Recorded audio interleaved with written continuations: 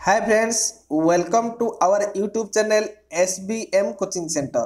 Friends, आज आम यही वीडियो रे देखिबा तुम दशम श्रेणी इतिहास बहिर प्रथम अध्यायर द्वितीय पाठ एवं एथिरे थिबा समस्त प्रश्न उत्तर को आम आलोचना करिबा। तो सांग माने जदि आपण माने आम चैनल रे नुआ देखुचंती ताहले एबे ही आम चैनल को सब्सक्राइब कर दियंतु एवं बेल आइकन टी दबाई ऑल नोटिफिकेशन को क्लिक कर दियंतु। तो चलंतु फ्रेंड्स, देरी न कर वीडियो को स्टार्ट करिबा। यार एक नंबर प्रश्न है प्रत्येक प्रश्नर प्राय 60 गोटी शब्द मध्य उत्तर लेख कही। प्रथम क्वेश्चन है कौन, खिलाफत आंदोलन कहीं होइतिला एवं यार परिचालना पाई कमिटी गठित कमिटी रे केउ माने सदस्य थिले। सांग माने खिलाफत सम्मेलन खिलाफत आंदोलन कहीं होइतिला प्रश्न पचारछि एवं जो सम्मेलन पाई गठित कमिटी गठन होइतिला एथिरे केउ माने सदस्य थिले। देखंतु प्रथम विश्वयुद्ध पर तुर्की मित्र शक्ति विरुद्ध रे युद्ध घोषणा करथिबारु युद्ध पर तुर्की साम्राज्य को विभाजित कर दिया था। आपण माने जानिथिबे दुईटी शक्ति मध्य आमर प्रथम विश्वयुद्ध होइतिला। कौन, गोटे हैला केंद्र शक्ति एवं अन्यटी हैला मित्र शक्ति। केंद्र शक्ति सपक्ष के थिला ना, केंद्र शक्ति सपक्ष रे तुर्की, जापान तुर्की, जर्मनी, ऑस्ट्रिया एगुड़े थिला। किंतु मित्र शक्ति सपक्ष रे कोमान थिले ना, इंग्लैंड, फ्रांस आउ के जापान एगुड़िक थिले। हेले प्रथम विश्वयुद्ध रे तुर्की जेतेबेले मित्र शक्ति सपक्ष विपक्ष युद्ध कला, मित्र शक्ति विपक्ष माने कोन, केंद्र शक्ति रहिला एवं रहिकिरी मित्र शक्ति विरुद्ध रे युद्ध घोषणा करथिला। एवं युद्ध पर जो मित्र शक्ति माने केंद्र शक्ति उपर रागी जाइथिले ता अर्थ तुर्की उपर मध्य रागी जाइथिबे एवं तुर्की को विभाजित कर दिया गला। तुर्की जो थिला ए तुर्की को भांगी दिया गला विभिन्न अंचल रे हैला, तुर्की को विभाजित कर दिया गला। तुर्की प्रति एतादृश्य व्यवहार रे भारतर मुसलमान माने सुल्तान को समर्थन जणाई तांको क्षमता ह्रास करिया पई प्रतिश्रुति नेले। जेतेबेले इंग्रेज सरकार तुर्की प्रति विभिन्न प्रकार कौन कले ना, अन्याय कले एवं तुर्की रे सुल्तान को कौन कले, अपमानित कले। सुल्तान किए ना, तुर्की रो जो शासनकर्ता से होचंती तुर्की रो मुसलमान मानकर धर्मगुरु खलीफा एवं तांको विरुद्ध रे कौन कले, एही जो इंग्रेज माने तांको समर्थन जणाइलेनी एवं विभिन्न प्रकार तांको विरुद्ध रे विशृंखला सृष्टि कले। तांकर क्षमता को ह्रास करिया पय विभिन्न प्रकार प्रयत्न कले। हेले जेतेबेले ए प्रकार सब इंग्रेज माने कले, कौन होइची ना, भारतर मुसलमान माने ए इंग्रेज मानक विरुद्ध रे किए किए ना, दुई अली भ्राता, एक शौकत अली एवं मोहम्मद अली नेतृत्व रे खिलाफत आंदोलन गठित होला। हेले दुई भारतर जदि मुसलमान मानकर धर्मगुरु खलीफा को असादाचरण करा जिवो ताहले भारतर मुसलमान माने सही पारिबे कि, सही पारि नथिले। सेतिपई भारतर दुई अली भ्राता किए ना, शौकत अली एवं मोहम्मद अली एमाने कौन कले, गोटे खिलाफत आंदोलन कले एवं खिलाफत आंदोलन नेतृत्व नैथिले हैला। तापरे आंदोलन परिचालना करिवा पई गठित खिलाफत कमिटी रे दुई अली भ्राता व्यतीत मौलाना अबुल कलाम आजाद, हकीम हजमल खां, हसरत मोहिनी सदस्य रहिले। एई जो खिलाफत कमिटी गठन कले ए खिलाफत आंदोलन, एई खिलाफत आंदोलन सदस्य किए रहिले ना, मौलाना अबुल कलाम आजाद एवं हकीम हजमल खां एवं हसरत मोहिनी सदस्य रहिले। एतिला खिलाफत आंदोलन गठित। तापर देखिबा खिलाफत आंदोलन रे गांधीजी भूमिका कौन से विषय आलोचना कर। महात्मा गांधी हिंदू और मुसलमान मानकु एकत्रित करने सहित जातीय आंदोलन भित्तिभूमि को सुदृढ़ करने खिलाफत सम्मेलन को बा खिलाफत को आंदोलन को समर्थन करथिले। गांधी देखिले ना, इंग्रेज मानक विरुद्ध रे मुसलमान माने कौन करछंती, आंदोलन करुछंती।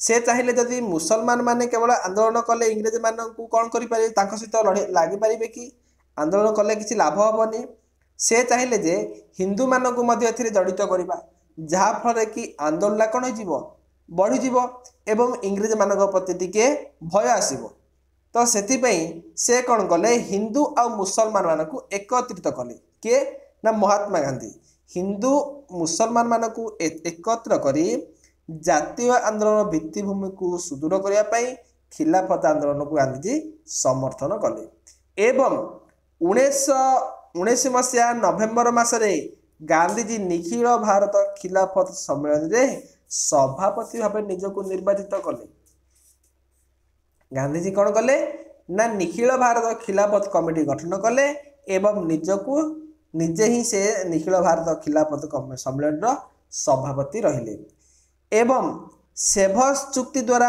सुल्तान मानकर अधिकृत अनेक अंचल काढ़ी निगला कौट ना आमर जो तुर्की उपरे सेभस चुक्ति लदी दिगला एवं ता सहित तुर्की विभिन्न अंचल काढ़ी निगला गांधीजी परामर्श क्रमे निखिल भारत खिलाफत कमिटी असहयोग कार्यक्रम ग्रहण करी आंदोलन आरंभ कला एवं 1920 जून 9 तारिख में अलाहाबाद ठारे गांधीजी नेतृत्व में खिलाफत कमिटी इंग्रेज सरकार सहित संपर्क छिन्न करने निष्पत्ति निगला खिलाफत कमिटी जो गठन गांधीजी करथिले कहले जदि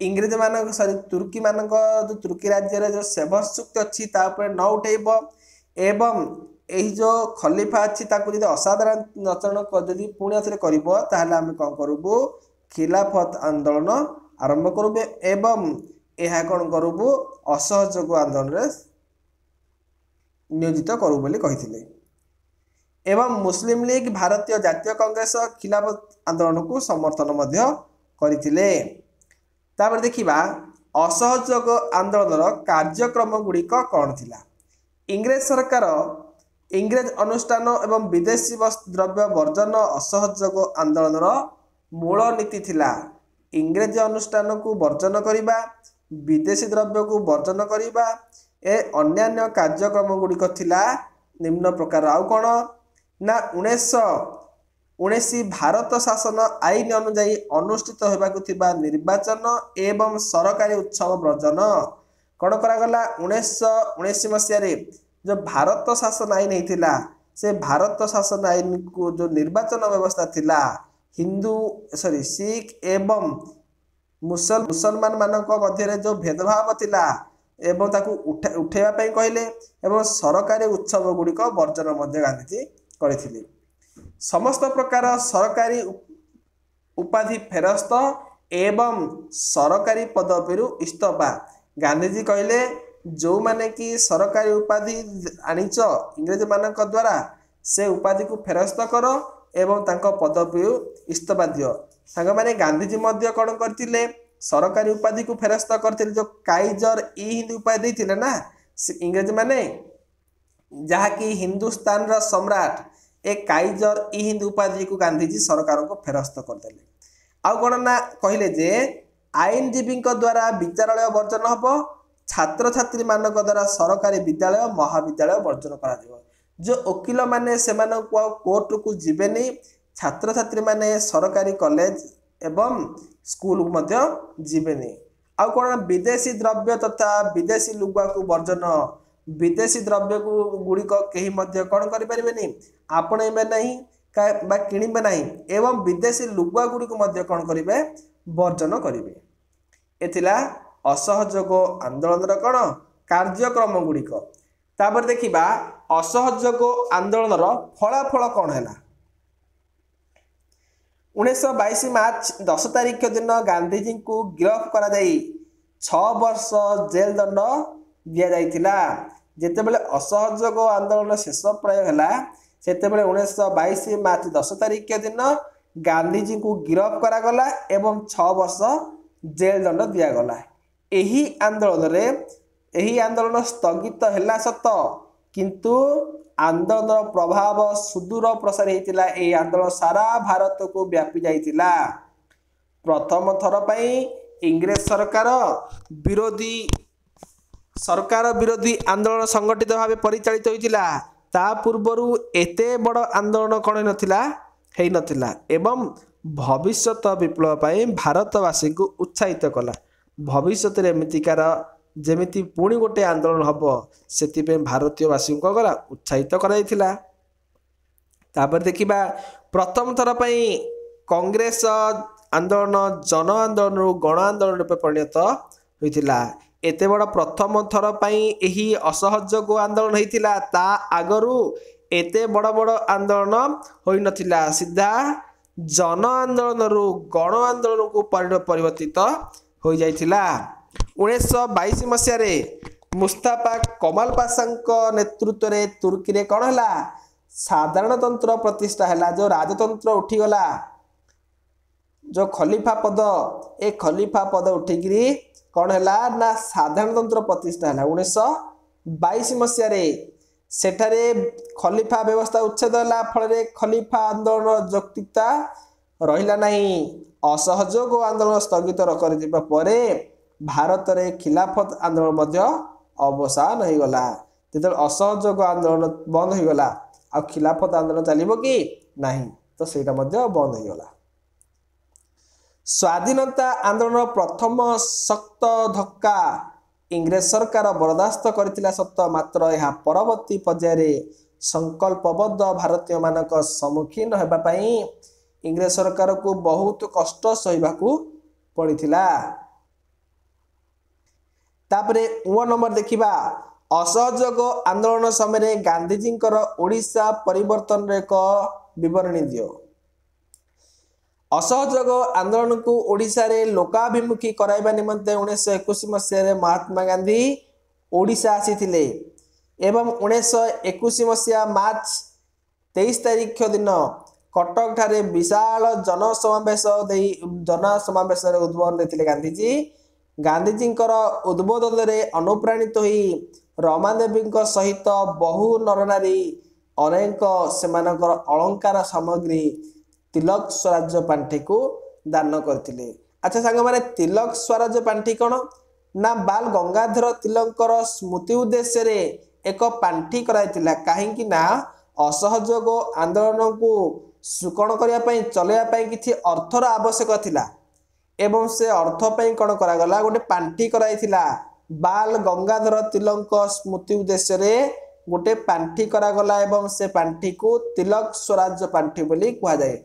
ए पांठीर उद्देश्य थिला कौन आंदोलन को किछि अर्थ जोगाइबा। ए अर्थ आसीबो कोठू ना भारतर जनसाधारण मानक द्वारा किछि दान एवं एही दान को रमादेवी सहित बहु नरनारी माने सेमानक समग्र अलंकार को तिलक स्वराज्य पांठी को दान करथिले। एहा परे गांधीजी गले कोठी की भद्रक पुरी ब्रह्मपुर ठारे उद्बोधन दे ओडिशावासी मन जातीय उन्मादना सृष्टि करथिले।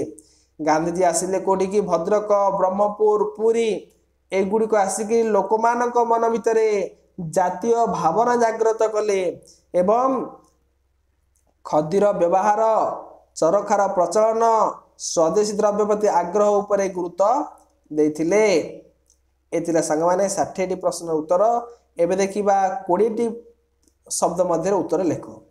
असहयोग आंदोलन केबे किपरि आरंभ होला 1920 अगस्त 1 तारिख रे आनुष्ठानिक भावे असहयोग आंदोलन आरंभ होइतिला।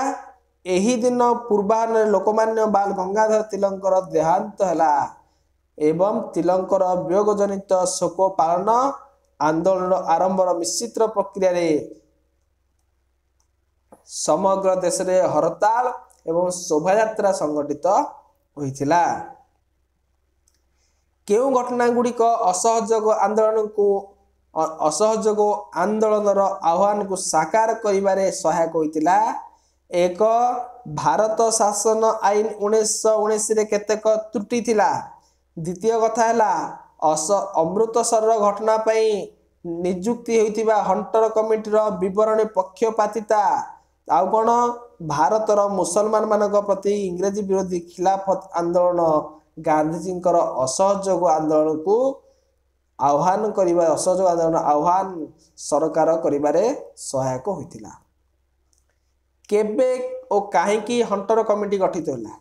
जालियानवाला बाग हत्याकांड परे एक सरकारी तदंत पई सरकार 1919 अक्टोबर 14 तारिख दिन लॉर्ड हंटर का नेतृत्व एक कमिटी गठन करागला है हंटर कमिटी बोली कह जाए। कांग्रेस केउ अधिवेशन रे गांधीजी असहयोग आंदोलन प्रस्ताव गृहीत होइतिला एवं केउ अधिवेशन रे अनुमोदित होइतिला?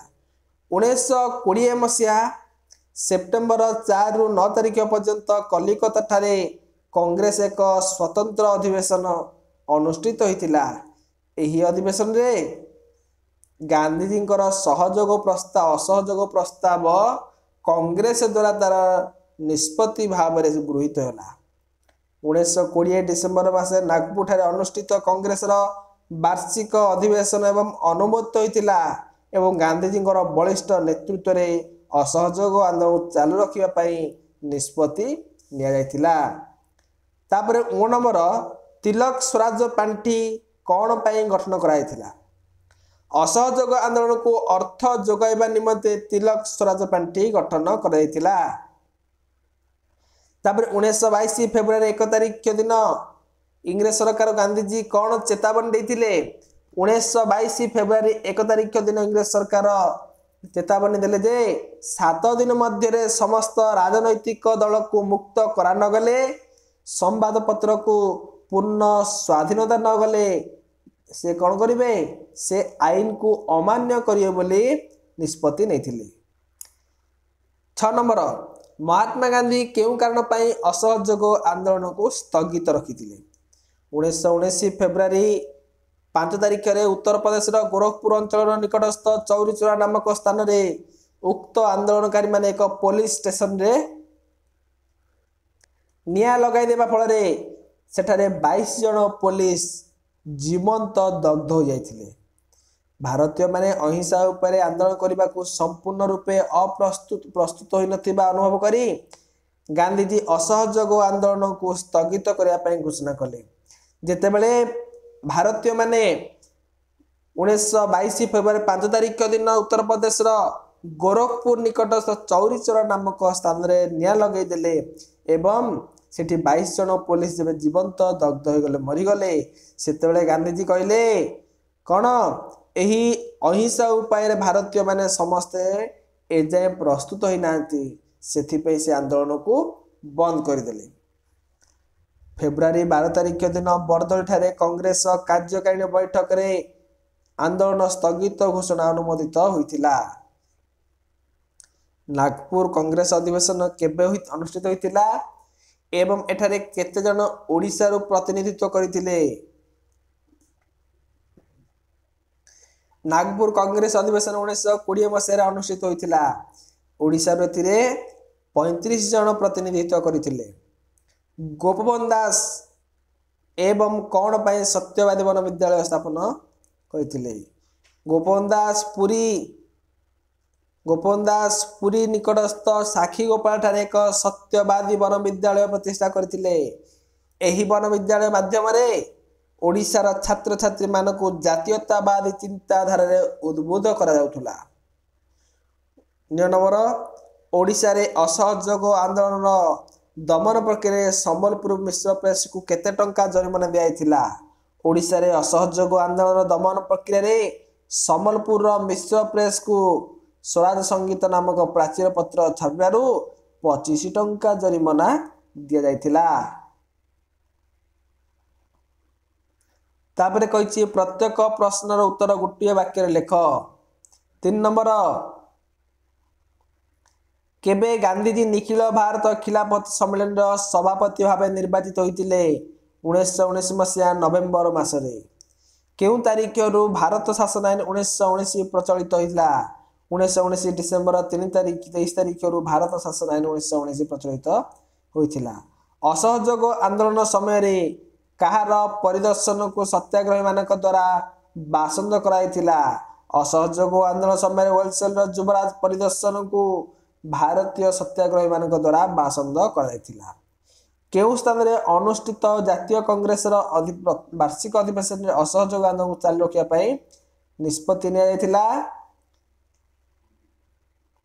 1920 डिसेम्बर मसरे नागपुर अधिवेशन ठारे कौन होता असहयोग आंदोलन चालू रखापी निष्पत्ति निया महात्मा गांधी केउं दिन कटक रे जनसमावेश को उद्बोधन देते 1921 मार्च 23 तारिख दिन कहार प्रेरणा रे संबलपुर जिलार स्कूल छात्र माने असहयोग आंदोलन जोग देते पंडित लक्ष्मी नारायण मिश्र प्रेरणा रे अलका आश्रम केउंठार प्रतिष्ठा होता जगतसिंहपुर ठारे अलका आश्रम प्रतिष्ठा होता केउं लेखापाई गोपबंधु को जेल दंड भोगिया पड़ता समाज पत्रिका संवाद रे सत्य हेले सांघातिक यह लिखि गोपबंधु दास को जेल दंड भोगिया पड़ता कनिका प्रजा आंदोलन समय रे कनिकार राजा किए थिले कनिका राजा थिले श्री राजेंद्र नारायण भंजदेव राजेंद्र नारायण भंजदेव केउं संवाद पत्र माध्यम रे